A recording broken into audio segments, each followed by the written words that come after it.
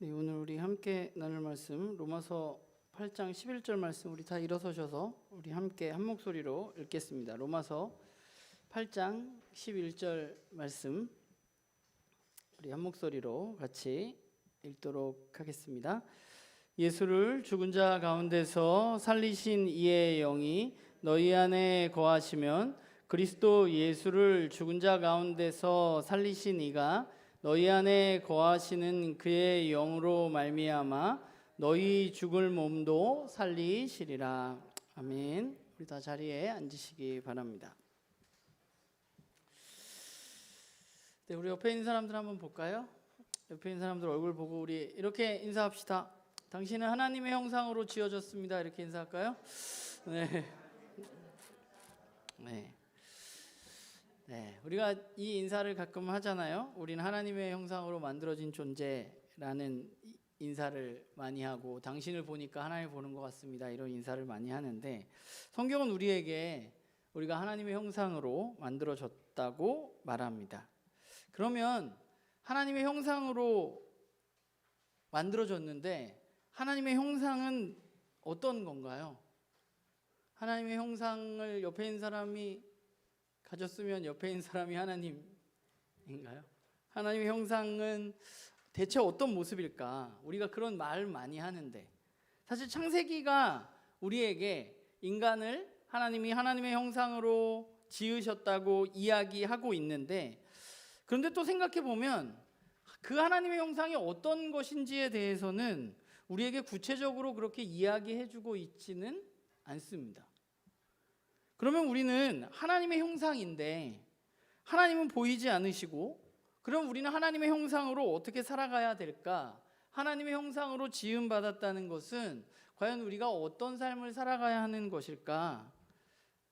그런 질문을 해보게 되다 보니까 성경에는 예수님을 소개하면서, 예수 그리스도를 소개하면서 예수님은 하나님의 형상이라고 우리에게 말합니다. 고린도후서 4장 4절이나 골로새서 1장 15절에 보면 예수님은 하나님의 형상, 또는 예수님은 보이지 않는 하나님의 형상이라고 이야기합니다. 그러니까 우리가 하나님의 형상으로 지음을 받았는데, 그런데 인간이란 존재는 연약한 존재잖아요. 또 죄로 인해서 깨어진 존재인데, 우리가 하나님의 형상을 회복하고 하나님의 형상으로 살아간다는 것은 결국 말씀이 이야기하는 예수님이 하나님의 형상이라면 우리는 예수님에게서 우리가 살아가야 할 바를, 우리가 하나님의 형상으로 어떻게 살아가야 하는지를 배울 수 있는 것이죠. 그렇기 때문에 저와 여러분의 삶의 목표는 바로 예수 그리스도를 닮아가는 삶이어야만 하고, 에베소서에서 우리가 잘 아는 말씀처럼 우리는 그리스도의 장성한 분량에까지 이르러야만 하는 것이죠. 우리는 계속해서 자라가야만 됩니다. 예수님께로. 우리는 우리의 신앙의 고백인 사도신경을 지금 나누고 있는데, 사도신경을 통해서 우리가 이런 것들을 믿고 있습니다에 대해서 우리가 지금 말씀을 나누고 있잖아요. 지난주와 이번 주에 우리는 예수님에 대해서 우리가 말씀을 나눌 텐데, 특히나 이 예수님에 대한 고백은 그냥 내가 이런 예수님을 믿습니다 에서 끝나는 것이 아니라, 저는 모든 이 믿음의 고백이라는 것이 마찬가지이긴 하지만 특별히 예수님에 대한 고백은 예수님이 하나님의 형상이라면 예수님의 삶이 저와 여러분의 삶과 매우 깊게 연결되어져 있고, 우리가 그 예수님을 고백하면서 예수님이 이런 분이었구나라는 사실을 고백하면서 우리도, 그러면 우리는 어떤 존재로 이 땅 가운데 살아가야 하는가에 대해서 고민해 볼 수 있는 것이죠. 우리가 지난주에 하나님의 아들이신 예수님이 육신으로 탄생하는 이야기, 고난받으신 이야기, 그리고 십자가에 달려 죽으신 내용까지 우리는 지난주에 살펴보았습니다. 아버지이신 하나님은 전적인 사랑을 아들 예수님께 부어주셨고, 그 사랑을 받은 예수님은 자신의 삶을 다해서 하나님의 뜻에 순종함으로 하나님에 대해서 전적인 사랑을 보여주셨습니다. 결국 예수님은 하나님의 뜻을 이루기 위해서 십자가에 달려 돌아가셨습니다. 그분이 겟세마네에서 기도했듯이 그것은 예수님의 뜻은 아니었을 수 있습니다. 그러나 그분은 하나님의 뜻에 순종하셨습니다. 그리고 십자가에 달려 돌아가시고 무덤에 갇히셨습니다. 물론 우리는 그 뒤에 이야기를 너무 잘 알고 있지만 그러면 이제 어떻게 될 것인가 하는 게 중요한 것이죠. 예수님이 그렇게 전적으로 하나님 앞에 말씀에 순종했는데 우리가 좀 이 예수님의 죽음과 부활에 대해서 오늘 이야기를 나누면서 생각해 보았으면 좋은 것이 우리가 그 당시 상황을 좀 우리가 생각을 해봤으면 좋겠어요. 예수님이 이제 쉽게 말하면 정치범으로 십자가형을 받고 돌아가셨습니다. 그리고 무덤에 매장되었는데 3일째 되던 날 예수님의 시체가 사라졌습니다. 그런데 시체가 사라졌는데 예수님을 생전에 따르던 무리들이 그 시체가 사라진 사건을 두고 예수님이 죽기 전에 자신이 다시 부활하실 것이라고 이야기하셨고 시체가 사라진 것이 예수님이 다시 살아나신 것이라고 말했습니다. 그리고 자신들에게 그 다시 살아나신 예수님이 나타나셔서 이야기해 주셨다고 주장하기 시작했습니다. 근데 여러분 생각해 보면 예수님이 죽었다가 다시 살아나셨어요.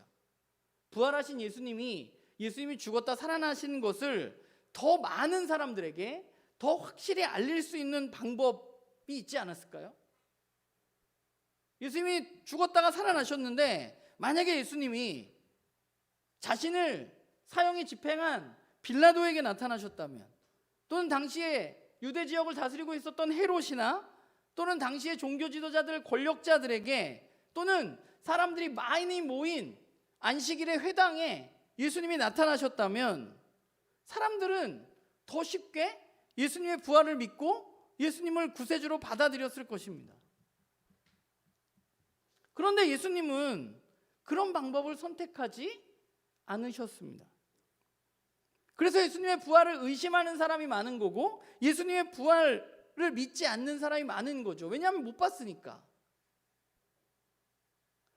예수님을 따르던 사람들에게만 나타났다고 이야기하니까 믿지 못하는 거죠. 그러니까 지어냈다고 말하는 겁니다. 그런데 그런 일이 일어났는데 놀라운 것은 그 예수님의 제자들 그리고 초대교회 교인들, 예수님이 부활했다고 믿는 사람들은 그 예수님이 부활하신 신앙에 자신의 전부를 걸었습니다. 부활 신앙이 없이는 그들의 신앙이 없다고 그들은 말했습니다.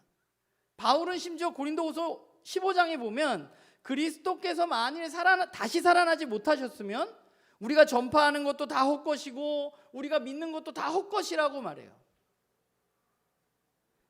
초대교인들에게 예수님이 부활하신 것은 자신들의 신앙에 있어서 전부였습니다. 그럼 왜 그랬을까요? 예수님이 하나님의 아들이고 예수님이 구원자가 되시는 것이 꼭 예수님이 죽었다가 살아나야만 그 일이 가능했던 것이냐?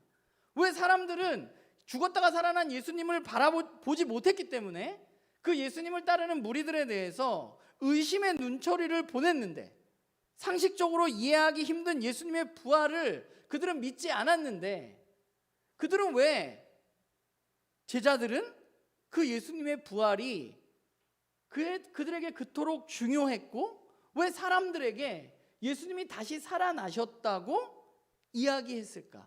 예수님이 다시 살아나시지 않으면 하나님의 아들이 아닌가? 그분이 메시아가 아닌가? 그렇게 생각하지 않을 수도 있었잖아요. 예수님이 꼭 죽었다 살아나야만 예수님이 메시아이고 예수님이 구원자가 되시는 게 아니라고 생각했을 수도 있음에도 불구하고 초대교회 교인들 그리고 예수님을 초창기에 따르던 예수님의 제자들은 예수님의 부활이 반드시 있고 예수님의 부활이 자신들의 신앙의 중심이라고 믿었습니다. 왜 그랬느냐? 그것은 예수님이 자신이 따르던 예수님이 그냥 죽었다가 다시 살아난 그 한 사건이 그냥 인간이 죽었다가 살아난 사건이 그들에게 그 부활 신앙의 전부가 아니었기 때문입니다. 부활은 그냥 예수님이 한 사람이 죽었다가 다시 살아난 사건이 아닙니다. 성경이 말하는 부활은 그리고 초대교회 교인들이, 제자들이 믿었던 부활은, 그들이 그토록 부활을 중요하게 여겼던 이유는 그냥 한 사람이 죽었다 살아난 사건이 아니라 예수님의 부활로 말미암아서, 예수님이 죽었다 살아나시는 그 부활로 말미암아서 이 세상 가운데 과거와는 다른 새로운 세상이 역사 속으로 침투해 들어왔기 때문입니다. 새로운 세상이 열린 거예요. 우리가 잘 아는 고린도후서 5장 17절의 말씀처럼 예수님의 부활은 이전 것은 지나갔으니 보라 새 것이 되었다. 그리스도를 믿는 이들은 그리스도 안에서 새로운 피조물이다 라고 바울이 이야기한 것처럼 부활은 그냥 누가 한 명 죽었다가 살아난 사건이 아니라 이전 것은 지나가고 예수님의 부활로 새로운 세상이 이 세상에 시작이 된 것이죠. 그러면 부활과 함께 이 세상에 침투해 들어온 그 새로운 세상은 어떤 세상인가 생각해 보면, 예수님 부활 이전의 세상은 어떤 세상인가 생각해 보면 가장 큰 힘을 가지고 있었던 것이 무엇이냐 하면 죽음입니다. 사람들은 죽음의 힘 앞에 굴복할 수밖에 없는 세상이었습니다. 그래서 악한 권세는 권력자들을 통해서, 사람들을 통해서 죽음이라는 무기로 사람들을 두려움에 빠뜨리고 굴복시켰습니다. 과거는 어때요? 너 내 말 안 들으면 다 죽인다 라는 말이 힘이 있었다는 거예요. 죽음이 최고 권력이니까. 너 하나님 믿지 않는다고 하면, 너 하나님 믿는다고 하면 내가 죽인다고 했을 때 그 죽음의 두려움 앞에 사람들은 굴복하기도 했다는 것입니다. 그런데 예수님의 부활과 함께 일어난 일은 무엇이냐면 그 죽음의 권세가, 죽음의 세력이 정복되었다는 거예요. 그래서 이제 죽음으로, 악한 권력이, 악한 세력이 죽음으로 사람들을 통제할 수 없는 세상이 열리게 된 것입니다. 로마서 8장 38절 39절에 이야기하듯이 하나님의 예수 그리스도를 대한 그 사랑, 우리에 대한 그 사랑이 그 죽음도 끊을 수 없도록 이제 새로운 세상이 시작된 것이죠. 이제 예수님이 부활하신 이후에 사람들은, 예수님을 믿는 사람들은 죽음을 두려워하지 않게 되었습니다. 왜냐하면 예수 그리스도가 그 죽음의 권세를 이기고 다시 살아날 거기 때문에, 영원한 생명을 누리게 되었기 때문에. 그 저와 여러분이 부활신앙을 믿고 있다는 것은 우리가 죽음을 두려워하지 않는다는 거예요. 물론 우리가 육체적인 그런 헤어짐에 대한 슬픔이 우리 가운데 여전히 존재하지만, 그러나 우리에게는 죽음 너머에 새로운 생명이 기다리고 있다는 것이죠. 그런데 우리는 예수님의 부활에 대해서 생각하면서 이런 생각을 할 수 있을지도 모릅니다. 예수님이 살아나신 것은 예수님이 하나님의 아들이니까 살아나신 것이, 저와 여러분은 그냥 죄인인 인간인데 예수님이 부활하셨다는 것이 과연 우리들에게 적용되어질 수 있는 것인가? 나도 정말 그런가? 우리는 생각해 볼 수 있는 거죠. 예수님은 대단한 분이니까, 예수님은 하나님의 아들이고 죄가 없으신 분이니까 살아난 거지, 우리는 불가능한 거 아닌가라고 생각할 수 있습니다. 그런데 여기서 우리가 생각해 볼 것이, 그러면 예수님은 어떻게 다시 살아나셨는가 하는 것이죠. 조금 전에 이야기했듯이 예수님은 정말 하나님의 아들이기 때문에, 그분이 능력이 있기 때문에, 그분은 특별한 존재이기 때문에 예수님은 다시 살아나신 것인가? 우리가 오늘 읽은 본문은 예수님이 어떻게 살아나는지에 대해서 우리들에게 이야기해주고 있습니다. 오늘 본문이 뭐라고 하나요? 예수를 죽은 자 가운데 살리신 이의 영이 너희 안에 거하시면 그리스도 예수를 죽은 자 가운데서 살리신 이가 너희 안에 거하시는 그 영으로 말미암아 너희 죽을 몸도 살리시리라 라고 말합니다. 예수님이 어떻게 살아나셨죠? 오늘 본문에 뭐라고 말해요? 예수님이 그냥 살아났네요. 이제 나 3일 됐으니까 내가 제자들한테 3일 되면 살아난다고 했으니까 이제 살아나야 되겠다라고 말씀하시면서 살아났나요? 성경을 여러분들 아무리 봐도 예수님이 스스로 살아나셨다는 이야기는 어느 곳에도 없습니다. 성경은 하나님이 예수 그리스도를 살리셨다고 말합니다. 바울은 사도행전 13장에 보면 바울이 설교를 하면서 이렇게 얘기해요. 뭐라고 얘기하냐면 우리도 조상들에게 주신 약속을 너희에게 전파하노니 곧 하나님이 예수를 일으키사 우리 자녀들에게 이 약속을 이루게 하셨다 함이라. 시편 둘째 편에 기록한 바와 같이 너는 내 아들이라 오늘 내가 너를 낳았다 하셨고 또 하나님께서 죽은 자 가운데서 그를 일으키사 다시 썩음을 당하지 않게 하실 것을 가르쳐 이르시되 내가 다윗의 거룩하고 미쁜 온사를 너희에게 주리라 하셨다라고 말합니다. 바울은 오늘 우리가 읽은 로마서 본문에서도 또 사도행전 설교에서도 죽음을 이겨낸 힘은 예수님 자신이 아니라 하나님으로부터 왔음을 반복해서 이야기하고 있습니다. 그러니까 우리는 삼위일체가 그냥 어렸을 때부터 저는 그래요. 어렸을 때부터 믿고 예수님은 하나님의 아들이고 이런 걸 믿기 때문에 그냥 예수님이 살아나셨지라고 생각할 수 있지만 성경은 우리들에게 예수님이 살아나신 것은 예수님이 대단한 영웅이어서가 아니라 예수님이 죽음으로부터 살아날 능력이 있어서가 아니라 하나님께서 아들인 예수 그리스도를 살리셨다고 말하고 있습니다. 하나님의 아들인 예수님이 하신 일은 뭐예요? 죽기까지 하나님의 뜻에 자신을 전적으로 내어 맡기셨습니다.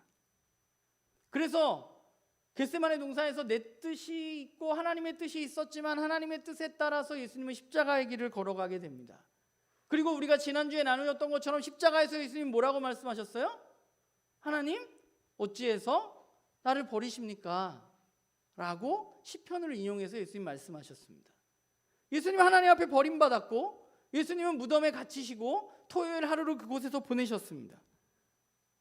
그런데 하나님께서 하나님의 뜻에 전적으로 순종하고 이제 죽음에 이른 그 예수 그리스도에게 어떻게 응답하셨느냐?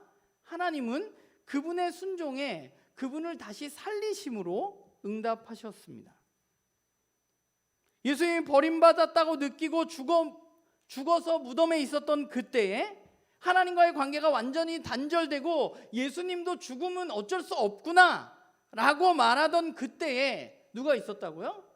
성령님께서 하나님과 아들을 예수님의 사랑의 끈을 붙잡고 계셨고 죽음은 그 사랑의 끈을 끊을 수 없었던 거죠. 삼위 하나님의 사랑에 결국은 죽음은 패배했습니다. 예수님의 부활이 그분의 능력으로 된 것이 아니기 때문에 그분을 향한 하나님의 사랑과 그 사랑하신 그 사랑이신 성령님으로부터 이루어진 것이기 때문에 이제 부활은 예수님에게만 있는 것이 아니라 저와 여러분에게도 동일하게 작용하는 거죠. 오늘 말씀이 뭐라고 얘기해요? 예수 그리스도를 죽은 자 가운데서 살리신 이는 누구예요? 하나님. 그 하나님의 영은 누구예요? 성령님. 성령님이 우리 안에 거하시면 어떻게 돼요? 그리스도 예수를 죽은 자 가운데서 살리신 이 하나님이 너희 안에 계신 그의 영으로 말미암아 성령님으로 말미암아 우리를 어떻게 해요? 죽을 몸도 살리신다라고 말합니다. 예수님의 부활이 그분의 능력으로 된 것이 아니라 하나님과 성령님이 함께 예수 그리스도를 하나님의 뜻에 전적으로 순종으로 응답한 그 예수님께 답하신 것이죠. 사랑으로 그분을 다시 살리신 것입니다. 저와 여러분은 이제 죽음을 향해서 살아가는 사람들이 아니에요. 우리가 부활신앙을 갖고 있다는 것은 우리는 이제 죽음이 아니라 부활로 향해 걸어가는 사람들입니다. 우리는 성령님을 통해서 죽음에서 승리해서 예수 그리스도의 생명에 이제 참여하게 되고 예수 그리스도 안에서 삼위 하나님의 그 친밀한 사랑의 관계 안에 저와 여러분이 들어가게 된 것이죠. 그게 바로 초대교인들이 그토록 사람들이 잘 믿지 않았지만 의심했지만 부활 신앙을 가지고 있었던 이유예요. 그게 예수님 한 명이 그냥 죽었다 살아나는 게 아니라 예수님의 부활로 말미암아서 죽음이 권세를 잇고 이 땅 가운데 새로운 세상이 열렸기 때문입니다. 이제 인류는 예수 그리스도 안에서 성령님과 함께 한다면 죽음을 향해 가는 인류가 아니라 부활로 향해 가는 인류가 시작되었기 때문에 사람들이 의심해도 그들은 부활 신앙을 붙들고 있었던 것입니다. 그런 의미에서 우리가 사도신경에 고백하는 그 부활 이후에 예수님께서 하늘로 올리셔서 하나님 우편에 앉아 계시다는 것도 우리에게 비슷하게 그 하나님의 놀라운 사랑 가운데 적용되어 줍니다. 여러분, 예수님은 하나님 우편에 계시다고 우리가 고백하고 믿습니다. 그리고 성경은 그렇게 여기저기서 말합니다. 그러면 예수님은 하나님 우편에서 뭘 하실까요?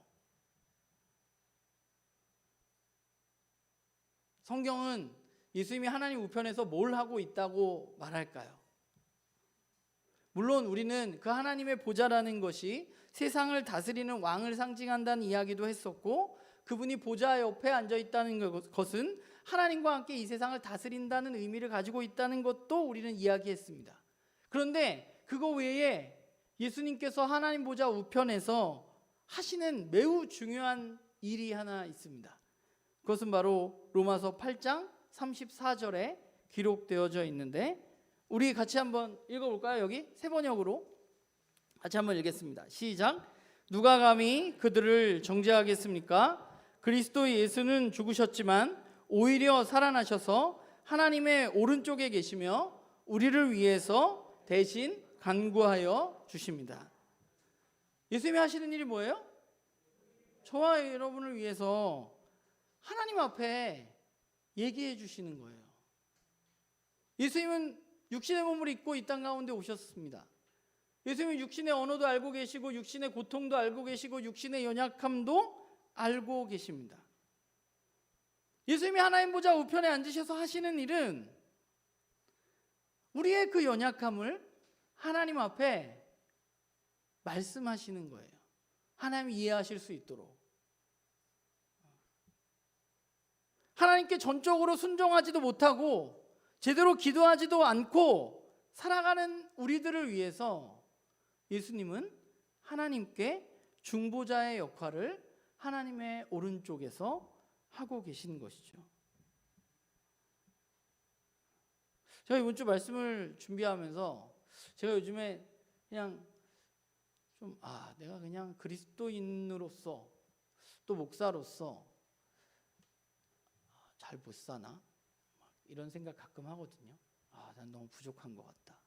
이런 생각을 되게 많이 했었는데 오늘 말씀 준비하면서 제가 개인적으로 굉장히 큰 위로가 됐어요. 그치, 난 부족하지. 그런데 주님이 오늘도 하나님 우편에서 유식이는 이래서 좀 지금 힘든 상황인데 그건 좀 하나님이 이해해 주셔야지 되는 거 아닐까요? 이렇게 이야기 하시지 않을까요? 네. 우리 여러분들도 마찬가지예요. 요즘에 이민우 집사가 이래서 힘든데 이런 기도 제목이 있는데 하나님, 제가 육신을 입고 보니 그런 것들이 정말 힘들고 어렵습니다. 그 이야기를 하나님 앞에 예수님은 지금 하고 계신 것이죠. 그리고 그분이 하나님 오른쪽에 앉아 있었던, 그리고 또 한 가지 중요한 것은 우리가 그분 안에 있을 때 우리도 그 예수님이 앉아 계신 그 자리로 우리가 초대되어진다는 거예요. 그리스도 안에 있을 때 우리는 예수님이 하나님과, 그 자리라는 것은 결국 하나님과 온전한 사랑의 관계를 누리는 자리거든요. 하나님이 예수님께 전적인 사랑을 부어주시는 자리, 친밀한 교제를 누리는 자리. 친밀하니까 우리를 위해서 그런 얘기를 하시겠죠, 하나님께. 그런데 그 친밀한 자리로 우리를 초대해 주신다는 거예요. 우리가 지난주에, 요즘에 이제 9월부터 에베소서 말씀을 읽고 있는데 바울은 에베소서 1장에서 이렇게 말했어요. 여러분 찬양하십시오. 그리스도 안에서 하늘에 속한 모든 신령한 복을 하나님께서 우리에게 주셨습니다 라고 말했습니다. 여러분, 이것만큼 놀라운 축복이 있을까요? 삼위 하나님의 교제로에 초대받은 상을, 그 하늘의 신령한 복을 저와 여러분은 이미 받은 사람들입니다. 그렇기 때문에 우리는 오늘을 여전히 부족하지만 살아갈 수 있는 것이죠. 그런데 거기서 끝이 아니라 우리의 고백을 보면 예수님이 이제 때가 되면 우리를 심판하기 위해서 이 땅에 오실 것이라고 말합니다. 저와 여러분은 여전히 부족합니다. 그래서 주님이 다시 오실 그 심판이 우리에게 두렵게 느껴지기도 합니다.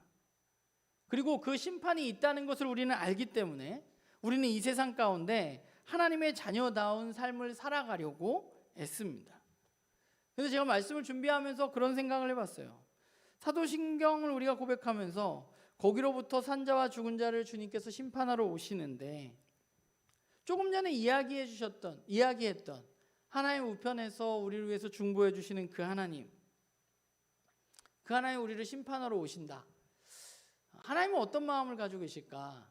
우리가 심판받는 것 때문에 두려워서 하나님의 자녀로 심판받지 말아야지 하면서 우리가 이 땅 가운데 그리스도인으로 살아가기를 원하시는가? 저는 그렇지는 않다고 생각합니다. 그거는 나쁜 신들이 사용하는 방법이죠. 두려움으로 삶을 살게 하는 것. 사도신경은 예수님이 거기로부터 산자와 죽은 자를 심판하러 오신다고 말합니다. 예수님이 오시는 거기는 어딘가요? 거기로부터 오시잖아요. 거기는 어디예요? 우리를 위해서 하나님께 중보하는 하나님 우편입니다. 그 자리에 계시다가 예수님은 우리를 다시 심판하러 오십니다. 물론 우리에게 심판은 두렵습니다. 그러나 저는 기독교는 심판의 두려움으로 살아가는 종교는 아니라고 생각합니다. 그것은 하나님 원하시는 삶이 아닙니다. 예수님은 두려움으로 살아가라고 우리들에게 심판하러 오시겠다고 말씀하신 것이 아닙니다. 우리는 오히려 심판의 두려움보다는 조금 전에 이야기했던 하나님과 그 삼위 하나님의 친밀한 교제와 사랑으로 살아가는 사람들이어야만 하는 것이죠. 그렇기 때문에 저는 나눔교회 식구들이 내가 이렇게 살다가 심판받으면 어떡하지? 이런 생각보다는 내가 오늘도 삼위 하나님과 친밀한 교제를 할 수 있어서 너무 감사하다. 그 사랑이 너무 깊다. 그 사랑 때문에 너무 좋다. 저는 이런 마음으로 우리가 신앙생활을 해나갔으면 좋겠어요. 우리의 매일의 삶에 나중에 이렇게 살다가 벌 받으면 어떡하지?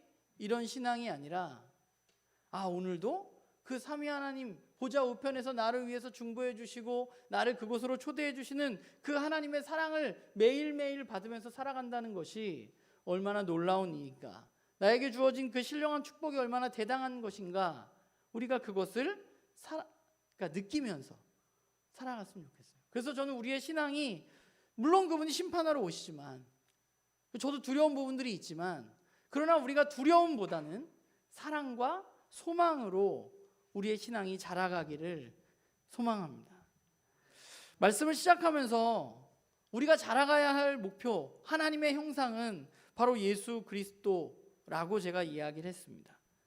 여러분, 사도신경의 예수님에 대한 고백을 여러분들이 잘 살펴보면 참 신기한 부분이 하나 있어요. 사도신경을 보면 뭐라고 얘기하죠?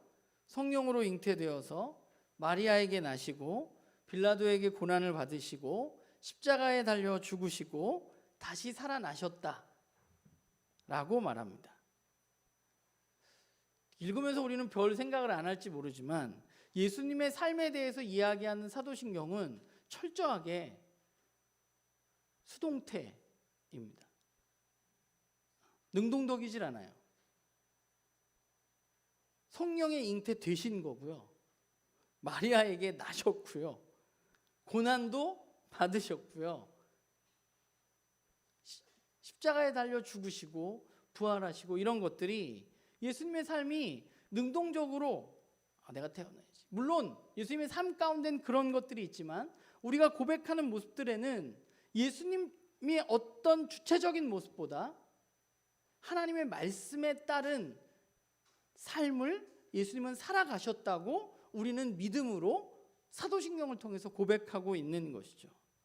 우리가 살아가는 세상은요, 우리가 더 좋은 사람이 되기 위해서 우리가 더 주도적이어야 하고 우리가 스스로 판단해야 되고 결정해야 되고 비판적으로 성찰해서 우리가 더 나은 사람이 되어야 된다고 말합니다. 그러나 우리가 하나님의 형상으로 이 땅 가운데 살아가기를 원한다면 우리는 우리가 주도하는 삶이 아니라 하나님의 말씀의 삶에 우리는 어쩌면 예수님처럼 수동태적인 삶을 살아야 가야만 하는 것이죠. 어떻게 예수님처럼 될 수 있어? 그게 가능해? 우리는 이렇게 말할 수 있지만 예수님의 삶을 생각해 보면 그분의 능력이 대단해서가 아니라 그분은 그저 순간순간 하나님 말씀에 순종하는 삶을 살아갔던 것입니다. 우리는 그 예수 그리스도를 믿습니다. 그렇기 때문에 우리는 이제 그 예수님을 바라보면서 우리가 걸어가야 할 길, 하나님의 형상으로 살아가야 할 삶을 바라보게 되는 것이죠. 바라기는 저와 여러분이 다른 무엇보다 우리가 정말 예수님처럼 완벽하게 될 수는 없겠지만 그러나 우리의 삶의 순간순간마다 예수님처럼 사람들이 얘기하는 자기주도적인 삶, 열정적인 거, 비판적인 성찰 이런 거보다 저는 저와 여러분의 삶이 예수님처럼 하나님의 뜻에 철저하게 순종하는 하나님의 말씀에 따르는 그런 매일의 삶, 매 순간순간의 삶이 되기를 주님의 이름으로 간절히 부탁을 드립니다. 우리가 그렇게 살아가다 보면 우리에게 정말 하나님의 형상으로 살아가는 삶이 저는 보여질 거라고 생각을 합니다.